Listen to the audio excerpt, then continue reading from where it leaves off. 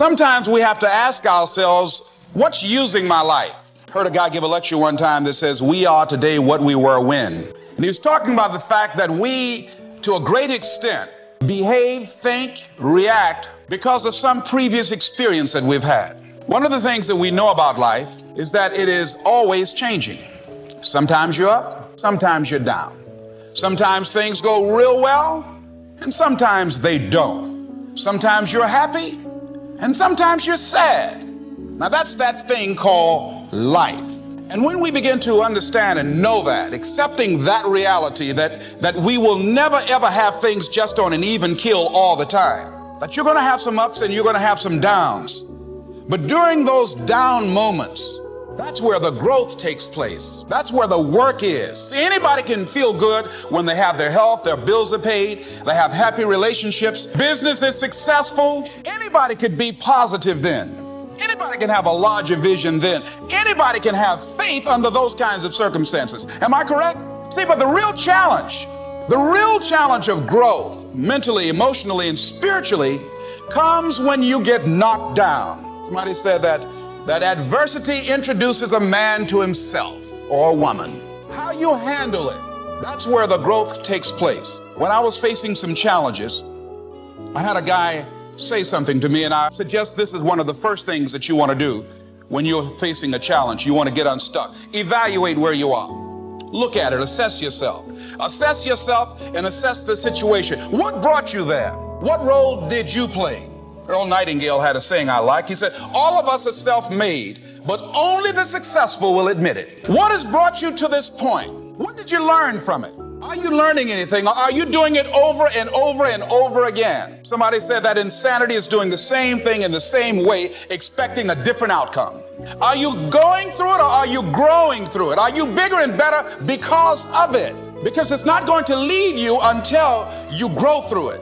I was going through a major challenge in my life that was wearing me out, that was using me. Well, you see, your mind is when you go into a service station to get gas, you don't go in there and just start pumping. When you push the lever up, it clears the previous bill.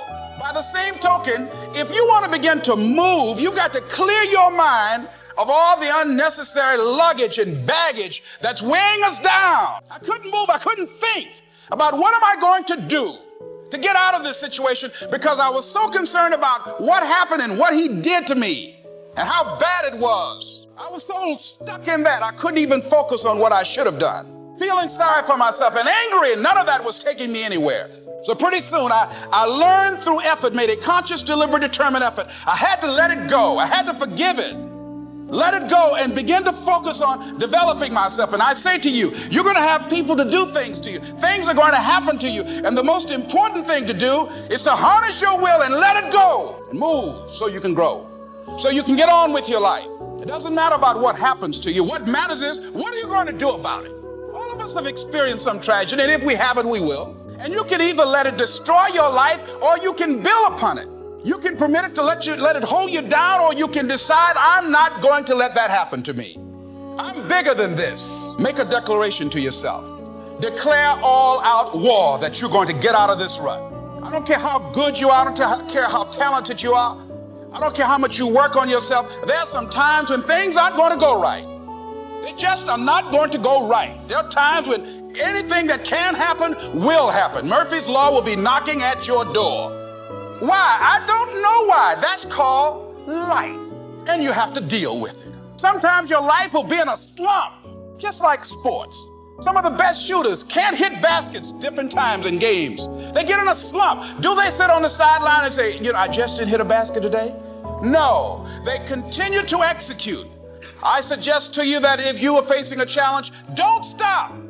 Stay busy. Work your plan. Continue to do those things that you know that work for you after you have evaluated yourself in the situation.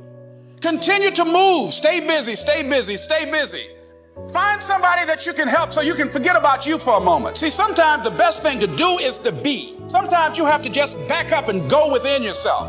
A bow and arrow, you can't take a bow and just push it out an arrow. You just can't push the arrow out.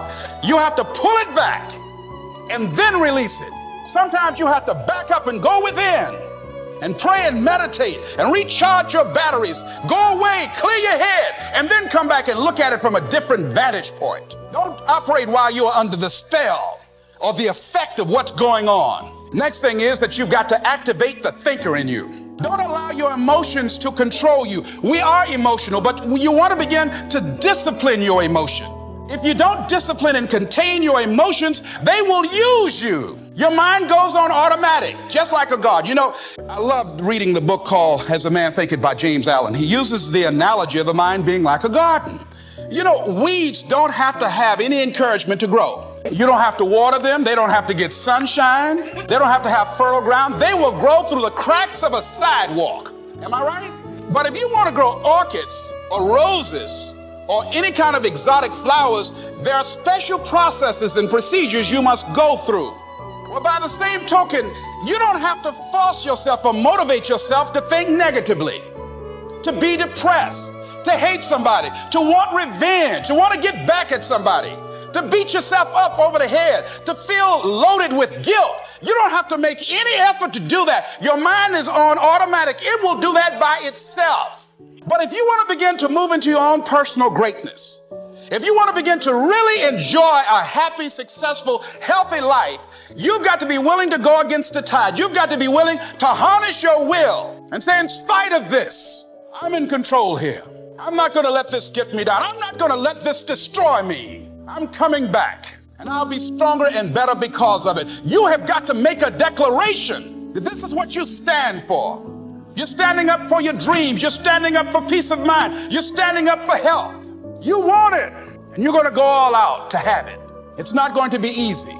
When you want to change, it's not easy. If it were in fact easy, everybody would do it. But if you're serious, you'll go all out. Yes, I'm going to turn this situation around. I'm not going to sit back and moan and cry over what happened and what went wrong and who did what. I'm going to do something about this situation. The next thing that is important is that expect things to get better for you, because they are. See, life is cyclic. You're not, whatever experience you're having right now, it has not come to stay. It has come to pass. Not to stay, just to pass. It's just going through. The biggest challenge is to know what's happening. This is a part of this thing we call life. This too shall pass. And maintaining perspective, putting it in perspective. The other thing is take full responsibility for your life. Accept where you are and the responsibility that you're going to take yourself where you want to go. Someone said we have two primary choices in life. We can either accept conditions as they exist, or we can take the responsibility to change them. See, a lot of people want to exempt themselves from taking responsibility. All they want to do is talk about the problem. Every time you see them, they'll tell you their story over and over and over and over again. No. You want to take responsibility for your life. I got me here, I can get me out of this. And I'm getting out. I'm not going to be a volunteer victim. George Bernard Shaw said there are two kinds of people in life. You know, he said those that make things happen, those that watch things happen, and those that don't know what happened. And he said the people that get along in this life look around for the circumstances that they want, and if they can't find them, they make them. They create them. So part of beginning to get unstuck, you've got to decide that the behavior pattern that you have adopted doesn't work for you. You've got to change your strategies, and changing your strategy means reinventing your life, recreating you, and you have the power to do that. You can decide that you're going to change, that you're not going to be a wimp. You can decide that you're going to stand up to life. You can decide that I'm going to live each day as if it were my last. You have the power to make that decision. You can decide I'm going to work on myself and develop myself. I'm going to empower me. All of these things that are happening to me right now, they're just temporary inconveniences. They're not stronger than I am. I'm in charge here.